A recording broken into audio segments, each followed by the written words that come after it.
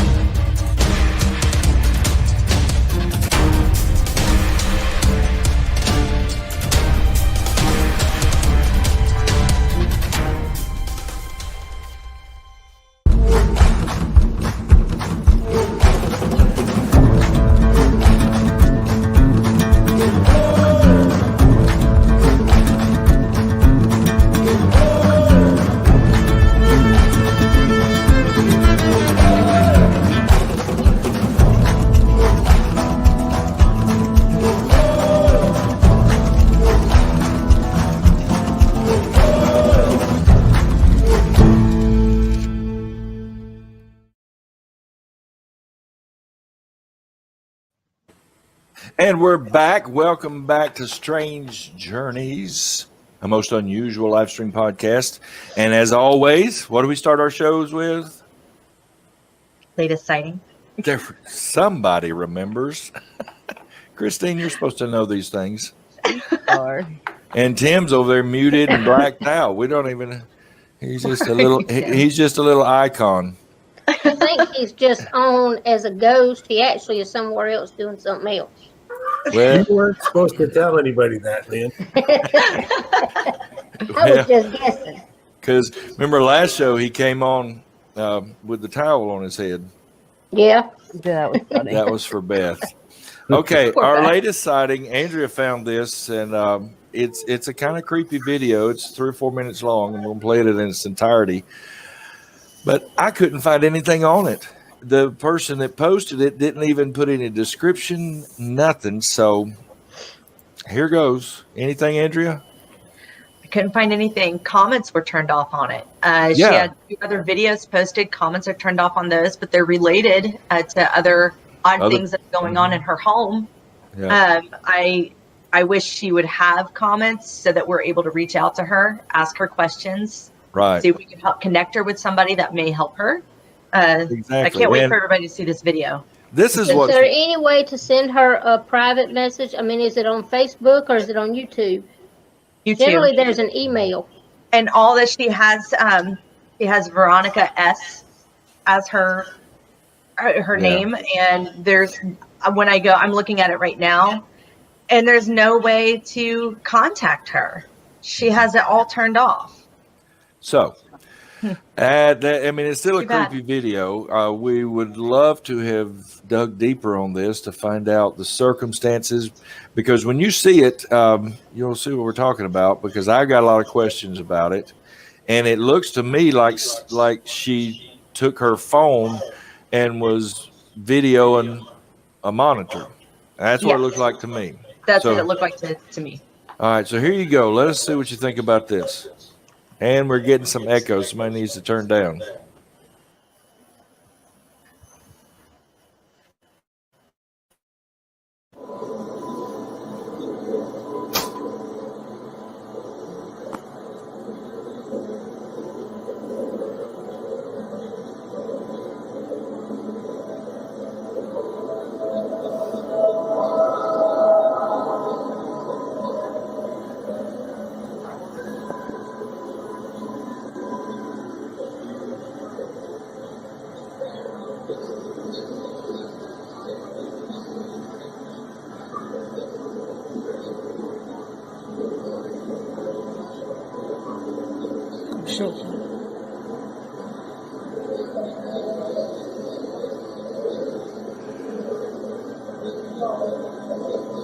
All right, there's something starting back in the hallway area. Do you see that?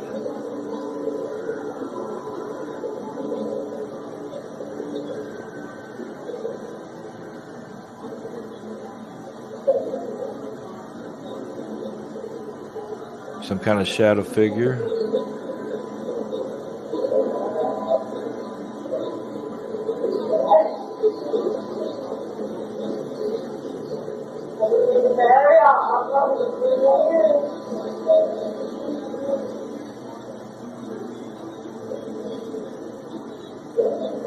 Now, I don't know if that's a window or another room, but that long trail of light keeps getting covered up.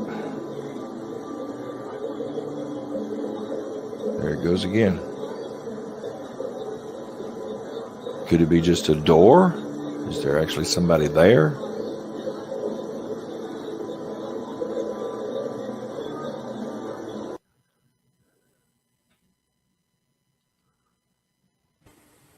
Thoughts, comments? Kind of blurry. Yeah. It almost looks like some reflections off of things.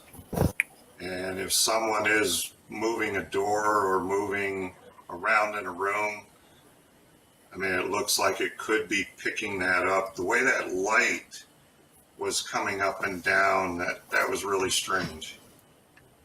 Yeah, it looked to me almost like curtains or a door slightly ajar and then closing or opening. But then there was a couple of things where it looked like somebody actually walked in there. Mm-hmm. Well, Into view. if it was curtains hanging, an air conditioner only had to kick on to move those curtains. If it's got floor vents. Right. Or even ceiling vents, the air conditioner kicks on, it moves the curtains. Now, But- the little black figure Yeah. that come out and did something to what looked like a white figure. I mean, that was the first thing Yeah. I saw was what looked like a white silhouette. Yes. Just standing there. Mm-hmm. Yeah, I get a lot of pictures from people and they want to know what I'm seeing, but it's like I always tell them, I really have to see the location and know Right. what the possibilities are. Well, that was why we were wanting to contact this person to get more information, you know, because, I mean, what really happened? I think I Right. found her. Oh, yeah? Yeah. So I'll reach out and see if she's willing to talk about it. And That would be a cool show. She what? could come on here with us.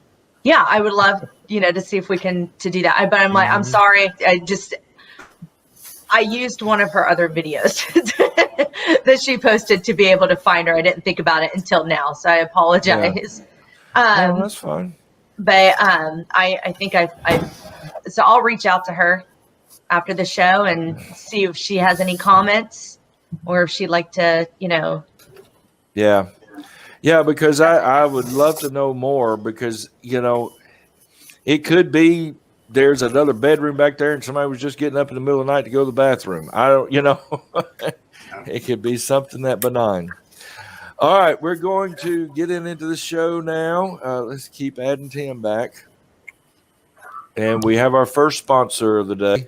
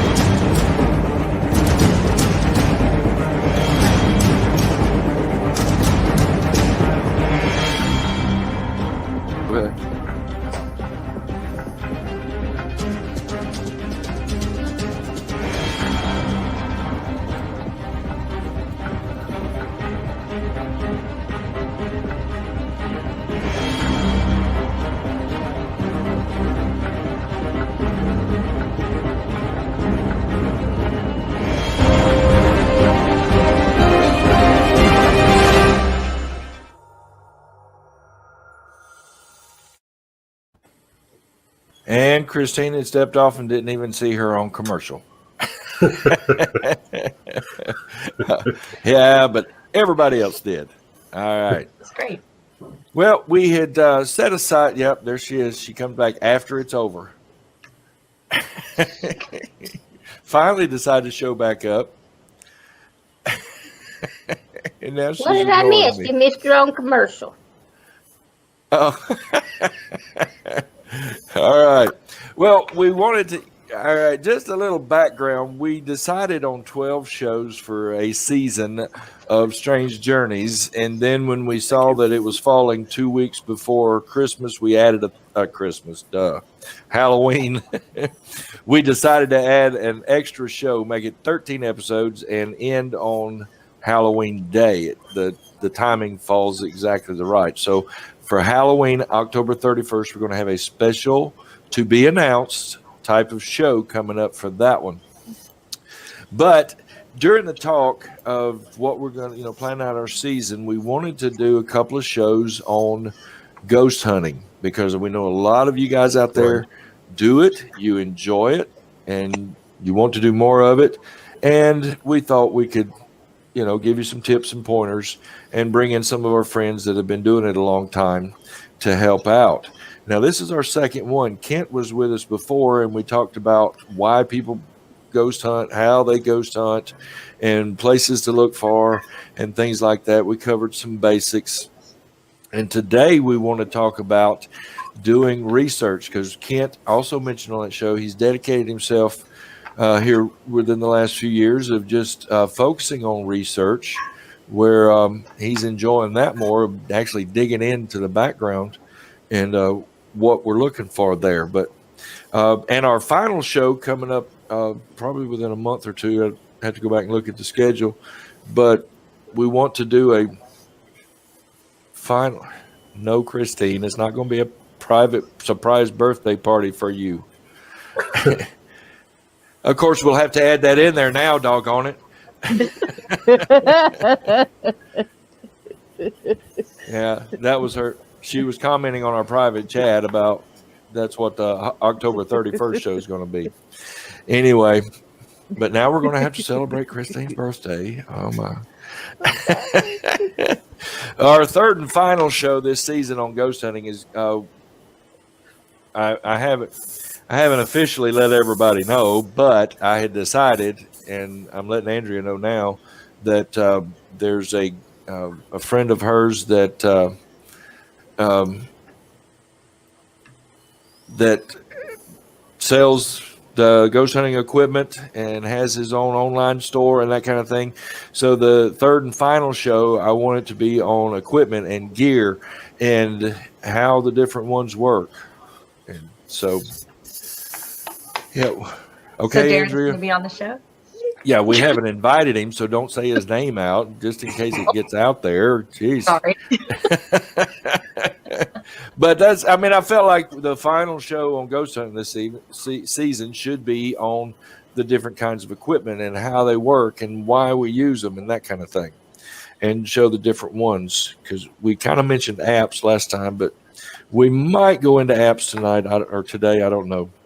But I wanted to introduce today's show with if you're going to investigate anything, you need a foundation of knowledge before you start. We commonly refer to the research side of ghost hunting as digging.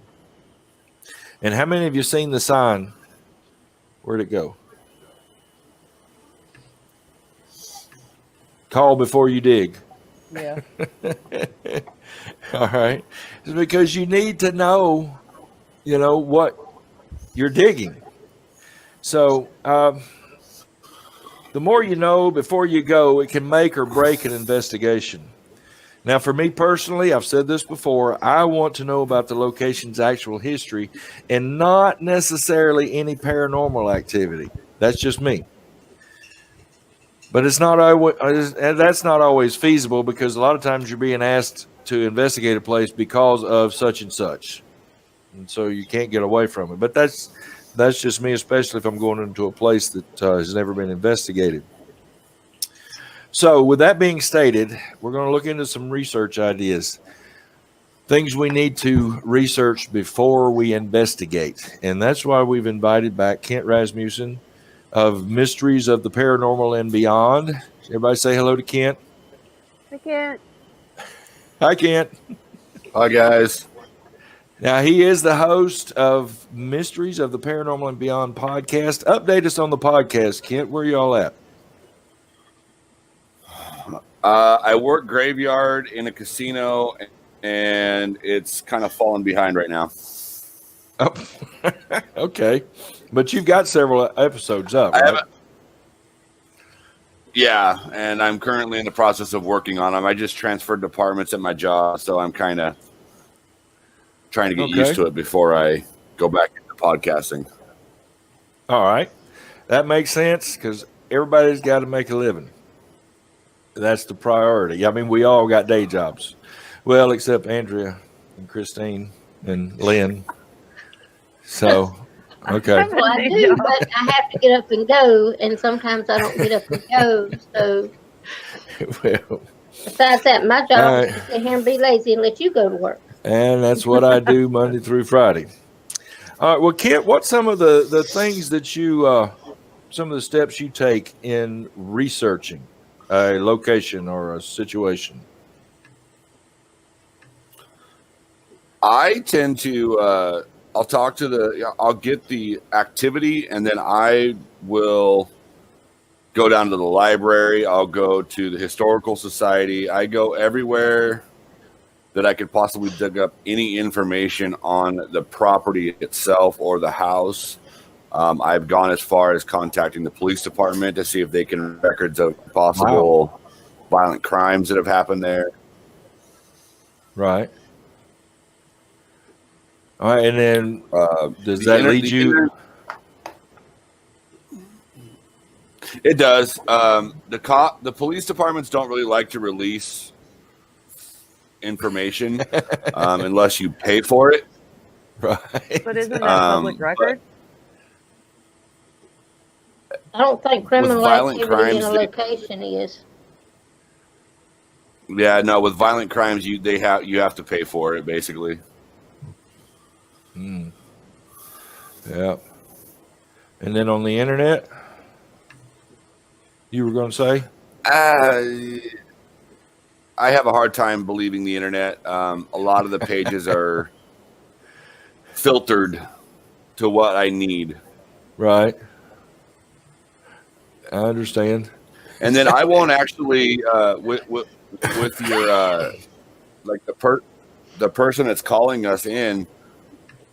I won't actually talk to them while we're investigating. I have somebody else that actually does that for me, so that we're not being influenced on what we're looking for. Right. So we go in and we specifically assign somebody to go sit with them or go be with them, and we take over and we do the rest of the house. Cool. Well, one thing I realized in putting this show together that I wanted Kent on here to talk about his research and his expertise there, but Andrea is a researcher, and she even has the Grave Hunters Society, which that's the basis of what they do. And Tim not only leads a tour in Topeka and Lawrence, Kansas, but he's also written a couple of books. So there's a ton of research there, which, by the way, he sent me the epilogue or intro to his book. And Tim, I am working on it. I have gotten through at least the first paragraph or two and making notes, but I haven't forgot about you. So I wanted some of my ETs to chime in, and Al as well. So, Andrea, what are some of the steps that you take on research? It really depends on what I am researching and how far away it is. And sometimes I can't drive to the local library, so I do have to depend on the internet. There's a lot of great resources out there that I use. I'm really successful in using them. I also don't mind cold calling and calling,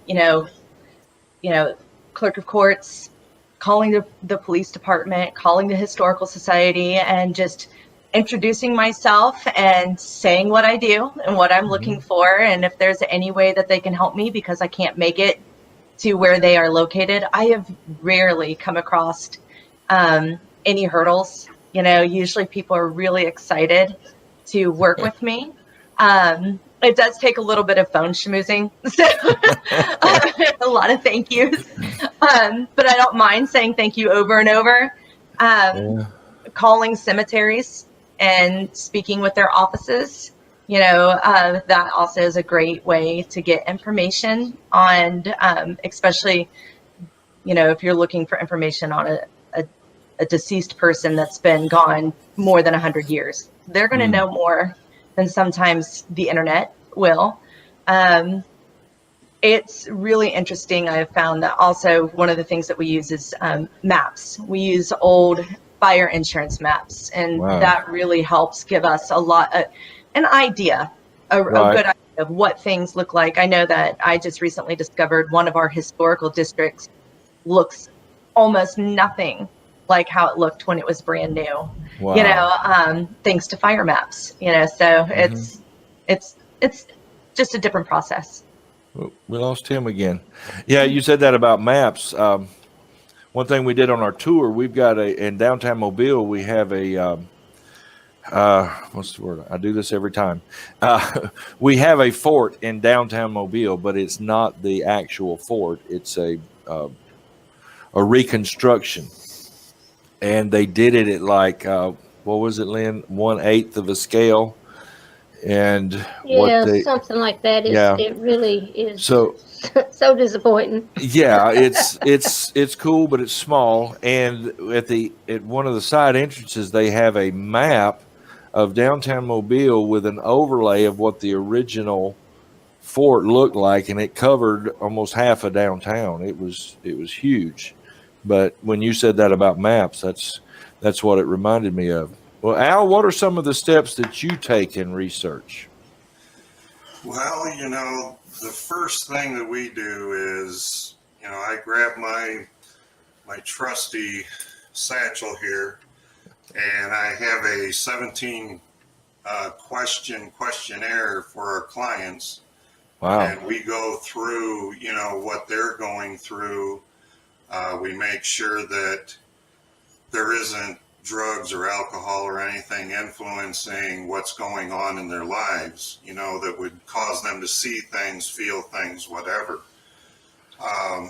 Then I have a realtor that's actually a member of the team, and he will give me the background research. Now, this is something that Andrea used to do for me, but she's got a lot of things going on. So, we had to let her kind of part ways a little bit with the team, but we do really miss her. I bet. Anyway, I get the background information real estate wise, and it can be hit and miss around here. In Toledo, you're lucky if you really get back before 1920. Sometimes you're lucky and you'll get information a little farther back. You get out into some of the outlying areas. Wood County is pretty decent. We can get things back into the late 1800s there. You'll get records. They'll attach death certificates a lot of times, so we at least, can see if there's been deaths on the property. And, we go through the process of that. Then we will hit the library at times if we want to dig and get more information. One of the things that we also do is we do have a psychic medium that's a member of our team. Wow. And when we get on site, I will give Bob a call. He does not have to be at the location. He will start telling us things that are in the home, things that are outside the home. He'll confirm to the clients that he can see everything there. Nice. And then he'll start talking about the entities that are in their home or in their business. Wow. And we've been real successful with this process that we go through. It sounds in depth. I mean, especially with the realtor and the psychic medium. Yes. That can get you areas that you wouldn't normally. Okay, I'm getting a feedback loop here, somebody. All right, Tim. I'm still here. Okay, we're gonna go more in depth with Al in a little bit when we get to the actual investigation side of things. But Tim had listed a few research things earlier, and I wanted him to talk about those real quick. I think as researchers, one of the things that we all need to know is the history, particularly of the area. you get ghost stories that get passed on from one generation to the next generation. You want to know what's true and what isn't true. Topeka's got a great example of that. We have what we call the albino woman, and if you get into studying about her, the history of this woman is completely different than what the stories tell. There's it's a Destination America show just a couple years ago that said that she was a cannibal. I have no idea where they got that from. But you've got to know who the real person was. You get down to what the actual history of the area was, who that real person is.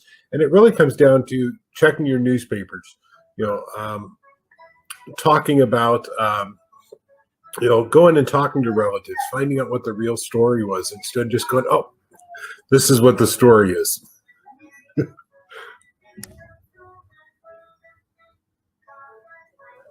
All right, you had mentioned the historic location, and one thing you put on here, I mean, other guys have touched on interviewing other investigators, but one thing you touched on I thought was unique was interviewing other investigators, other ghost hunters. I've always been real surprised at how many of them have actually come into contact with the same spirits. Or here in the area, I know about 6 different teams, and everybody communicates amongst themselves. It may be that you have already investigated that location, and somebody else comes on later and goes, "I want to find out what you saw." I get calls all the time. I think I've got 6 numbers on my cell phone that people call me. "Hey, Tim, did you investigate this site? What did you learn about it? What do you know about it?" Good. Yeah, that was one thing that stood out to me, and I'd never thought about that one myself, but I'd say cognitively thought about it, but it's something I've done, talking to other investigators in the past, when they've touched on an area. Well, let me ask you guys, we're going to start with Kent, but what's the most surprising item that you've uncovered or discovered in your research?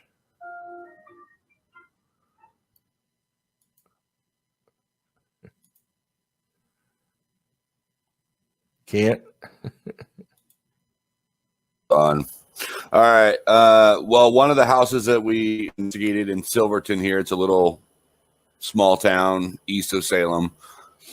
We discovered that it used to be an orphanage that would, for lack of better words, trap children in closets. They actually got shut down by the state of Oregon. When we went in and investigated, there was little kid handprints all over the closet that would say, "Help me, get me out of here."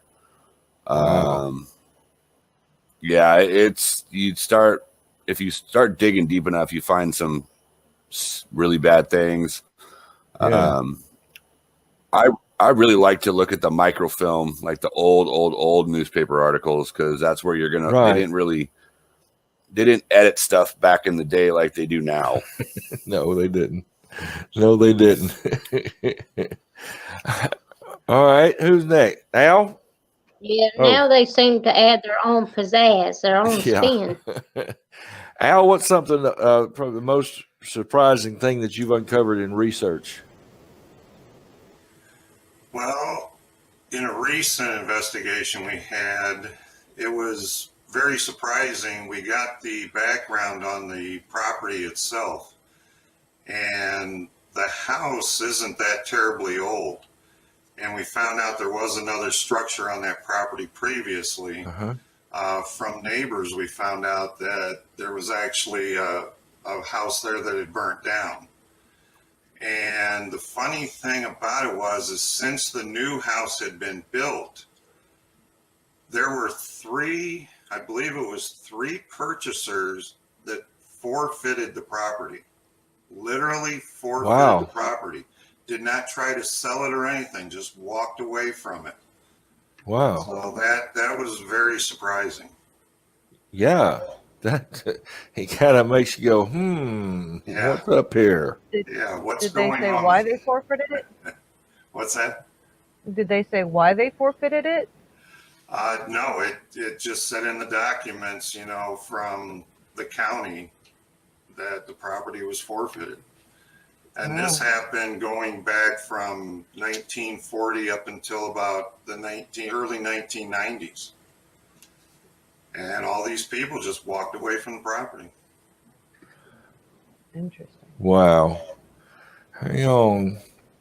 Donnie Mills may be joining us here. Let's see.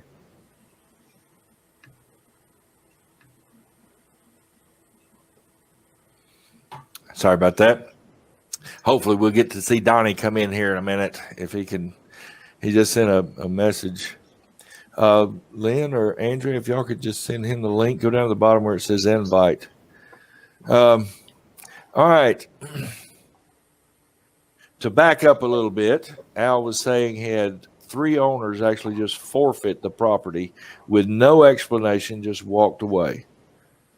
That was wild. All right, Tim, what's something most surprising that you've come across?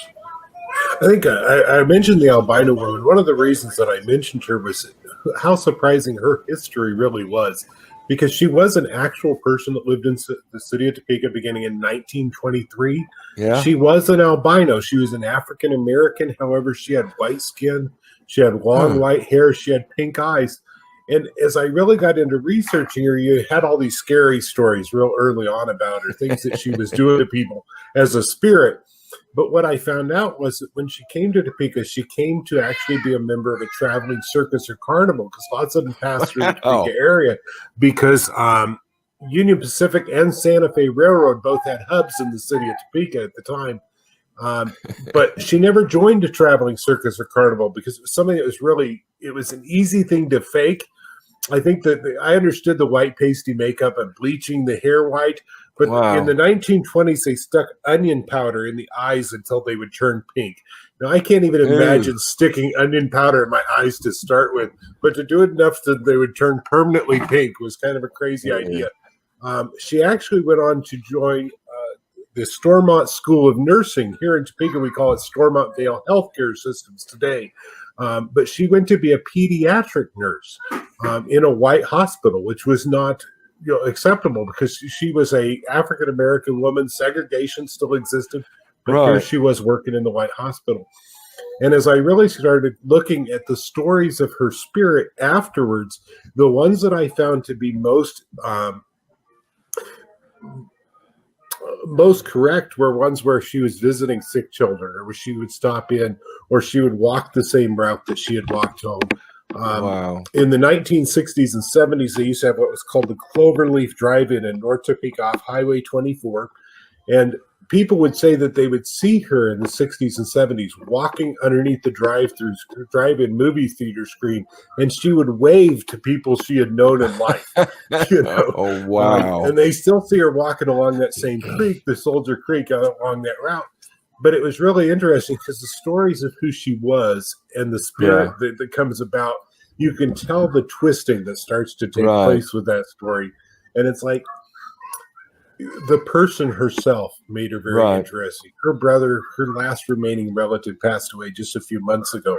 But to even interview him was fantastic because he was able to give me more information than anybody about who she'd been. Oh, that's amazing. That's just cool. I mean, she sounds like she was a great lady. I mean, just a great person to be around. I think she was, from having spoken with the brother. He had to be really cool to say, here, this was who my sister really was. He even went to the point that he removed her tombstones and her husband's and son's tombstones from the cemetery they're buried in because of the amount of damage being done to the cemetery. The bodies are still there, but he didn't like the damage that was being done based on the ghost stories. So he went on ahead and said, I got to do what's right. Let's pull those headstones back and let's put them somewhere else. So, yeah. All right, cool. Andrea, what about you? I think for the grave hunters, ours is a little more like the macabre side. We get really intrigued with how, we'll be researching a person, whether it be somebody comes to us or it's just a name that we picked up, and how they passed away. There's oddly, we have found a lot of stories attached to the people that we have researched. We get really not just into how they passed away, but their families and what was involved. And, was the wake at their house. And I always think it's kind of funny that most of the people that live in our downtown area, I think almost every house has had a wake in it now. If they only knew. But the only odd thing I think that we've ever come across is a long time ago when we were trying to set up the tour for Dayton, we stopped into a strip of bars along the way, asked them, hey, this was right along the canal. Do you guys ever have any activity or ghost? And one of the bartenders said, no, we really don't. But there's a headstone that's right over here by the bar that when we moved in here, it was, in the ground, and plain as day as a headstone, that is laying there. And they think that on that area of land a long time ago, there was somebody buried there. And wow. Yeah. So, and his headstone is still there. So that's the oddest thing that I think I've come across, is a headstone in a bar that's like a part of the floor now. There could probably be more of those if they just allowed it. They didn't disturb the ghost, so it don't disturb them, I guess. They said they didn't have any issues at all. They just, they won't let people step on it, they showed respect, but right. Yeah, they didn't have anything.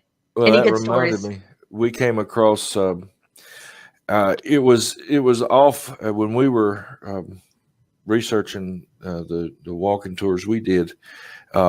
We found out, and I guess if I had grown up in this area and maybe studied the history growing up, I'd have known this, but we learned that the city graveyard used to be in a more centrally located part of the downtown area, and it got moved at that time in the early 1800s, what was outside the city limits.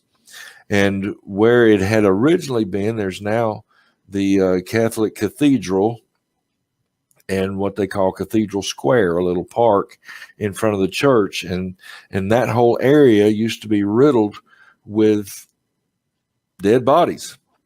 And they actually exhumed them all and moved them out, but they didn't get them all. And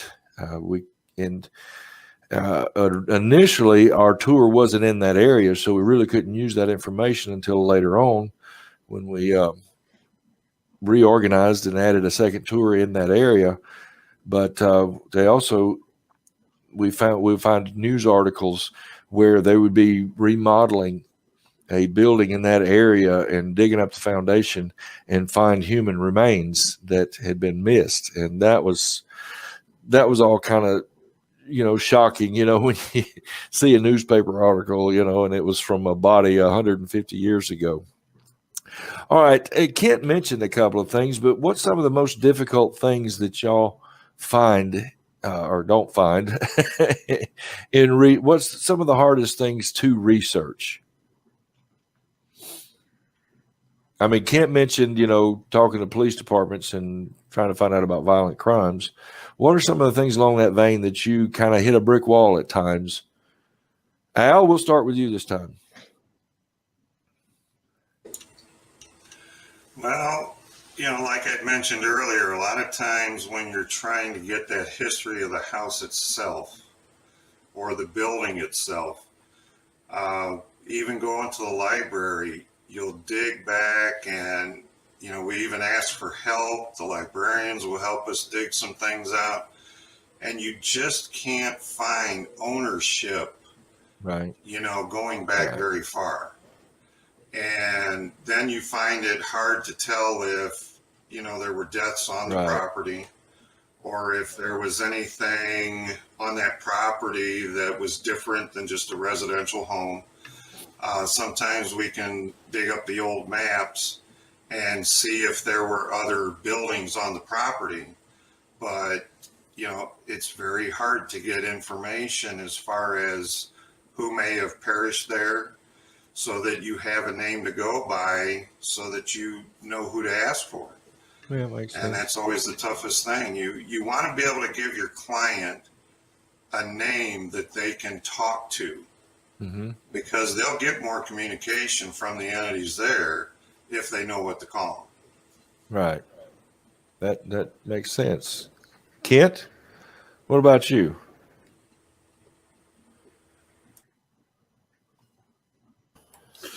Like I was saying, violent crime. We run into a problem up in this area, and I don't know what it is. I talked to several people across the United States, and apparently the West Coast is anti-paranormal investigators because they just don't like us unless you have money. Within the last 4 to 5 years here in Oregon, investigations have ceased unless you have a TV channel backing you. You can't. They won't let you have access anywhere unless you pay them, and so it's getting a lot more difficult to. I mean, we're pretty much forced to go to private residences, which I don't mind, but. I want some of these really, really historic buildings like that have been around since the late 1800s, but without the financial backing, they don't want you in there. Wow. Yeah. Civic leadership can be a deterrent sometimes. All right, Tim, we'll go to you next. What's one of the most difficult things that you've run into? I'm over here trying to push the wrong button to turn my microphone back on. We're all good. I've got one grandkid on my legs trying to ride him up and down while I'm trying to talk at the same time. So, no, for me, it was. We are live, folks. We are live. Give me the screen. For me, it has actually been trying to figure out where the river was originally through the city of Topeka and going out as far as Fort Riley to the west and then into Lawrence. But the river has actually shifted track over the years, as they will. And so trying to figure out exactly where it sat, whose property was where. Some of it's underwater. Some of it, is now dry land. And it's like, who did this belong to? Where exactly was it along that line? When you're talking about a river that, could be up to a half a mile across in places. Wow. Where exactly are you looking at? Right. Makes sense because the rivers do tend to move. Yes, they do. All right, Andrea.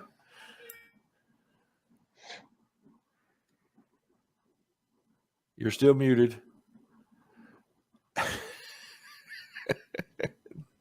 How's That's that? much better. I think that I can relate, to pretty much everybody with like trying to find the grantors and grantees. Sometimes that only goes for property, it only goes back so far. Mm-hmm. And then even then making sure that you have the correct ancestry attached to those names makes a big difference. I mean, if you're working with a common last name like Smith, yeah. that can be a problem. So for me, I think that's sometimes where I get stumped is in my property research is if I only got a few resources and just trying to make sure that they all connect. I can really spend a lot of time on that one. And I think it's just kind of a difficult puzzle that you have to put together. So. Yeah. I mean, you and in what you're talking about there, you would probably go deeper than any of the rest of us, because if we're researching from a point of going in to investigate, sometimes we won't necessarily need to get into some legal things, but we might. You never know. That's why it's called digging, because you never know what you need to know until you get in there to find out what you need to know. If that makes sense. I like that old saying, you don't know what you don't know until you know what you don't know.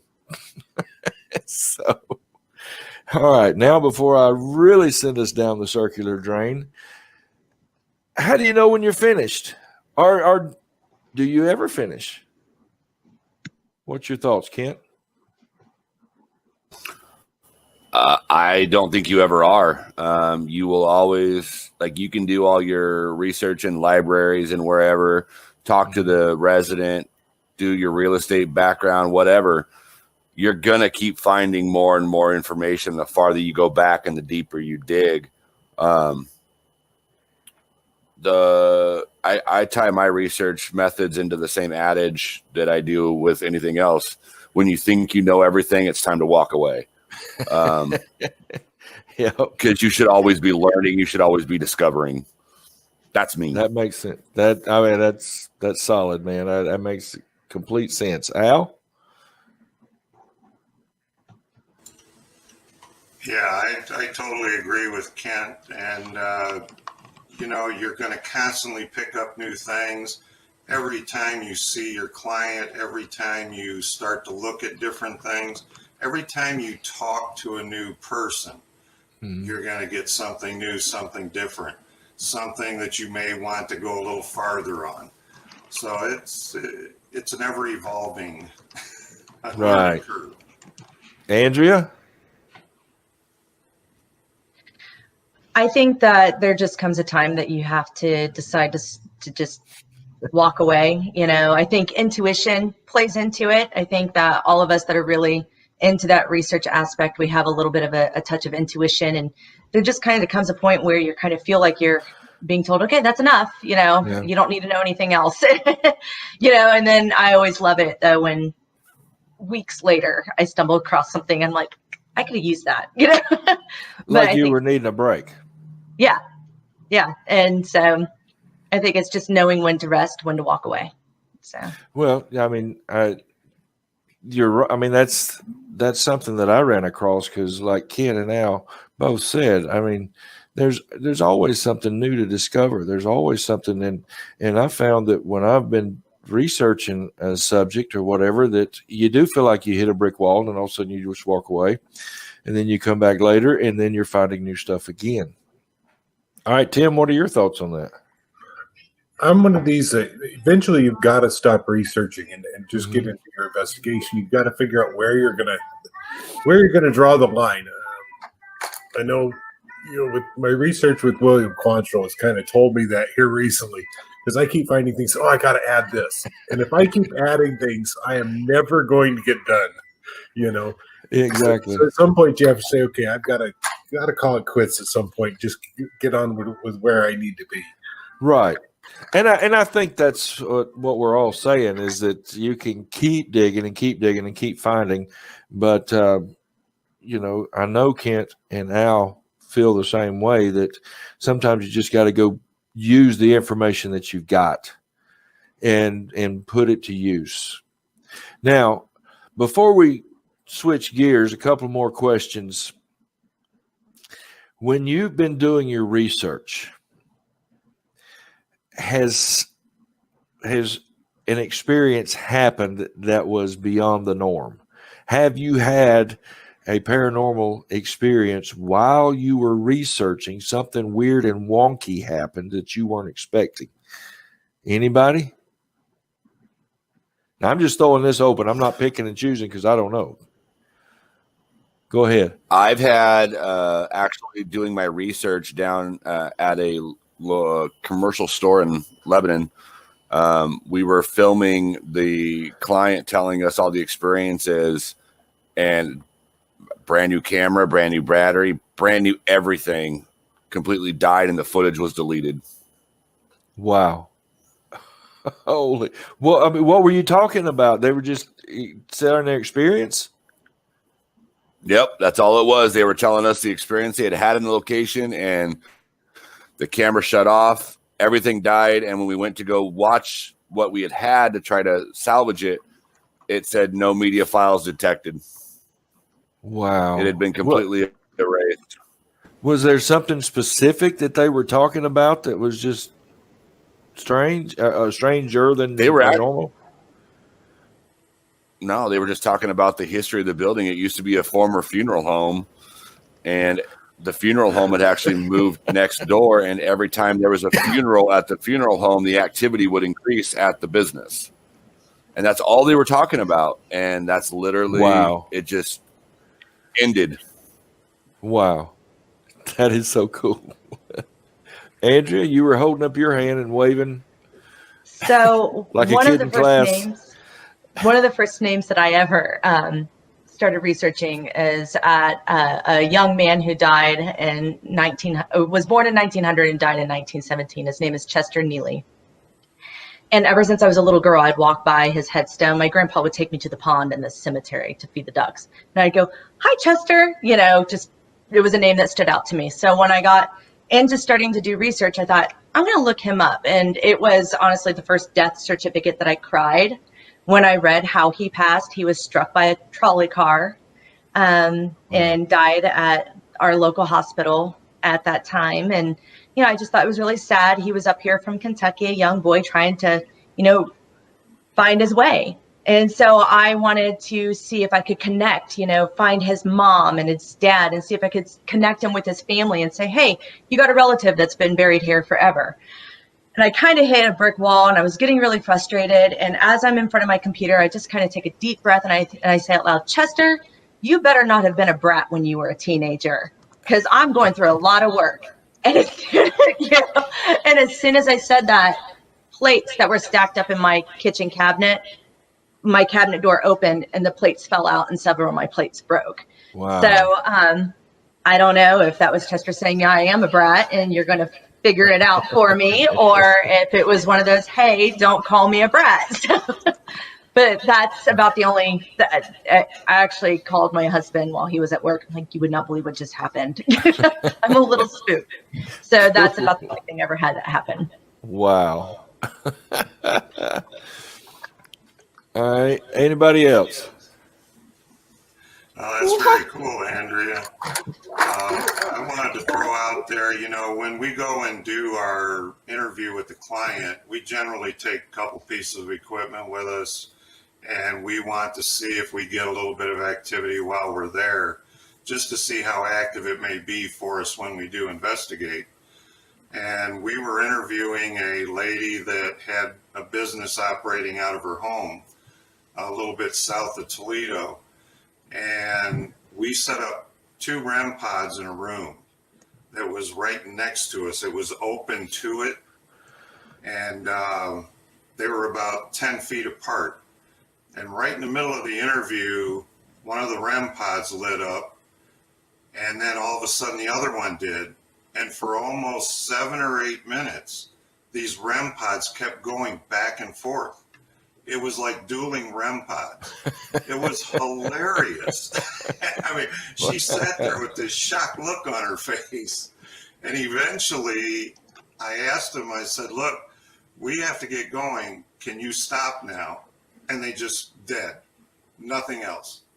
Wow. But they kept going back and forth, just letting us know that they're there. And we had a lot of activity during the investigation also. Wow. That's cool. Tim, were you going to add something? I was. We do on the Kansas, or in the downtown Topeka tour, we do what we call the Kansas Avenue Ghost Experiment, where we've got a young man by the name of Benjamin that will talk to our guests using the dowsing rods while we're out there on that particular street corner where he was buried. And I think it was about 2, maybe 3 years ago, we were in North Topeka on the opposite side of the river. And I had a bunch of guests. We were actually doing a ghost hunt just for the guests. That all of a sudden they were using the Ghost Hunter M2 and the Ghost Radar, and every one of them started popping up with the name Benjamin over and over and over again throughout the group. And this had been the same group that had been downtown with me the night before. What we found out was that Benjamin's family farm sat on the north side of the river prior to his passing. Wow. And I think he just wanted us to know he was there. Hey, I remember you from last night. I'm going to tell you I'm here tonight. Okay. Wow. All right. Before we move on, Lynn had a question. When you're talking about researching real estate and that kind of thing, I know that the tendency nowadays for an agent is not really to have a whole lot of back history, because if you tell people that so-and-so died here, or if they ask you and you answer them, then a lot of times they're not going to want to buy the house. Have you noticed that activity and deaths in the home and that kind of thing stopped at a certain point? Because we know everybody used to go home and die, and then they lay them out on the table for a week. You know, that's just the way things were done.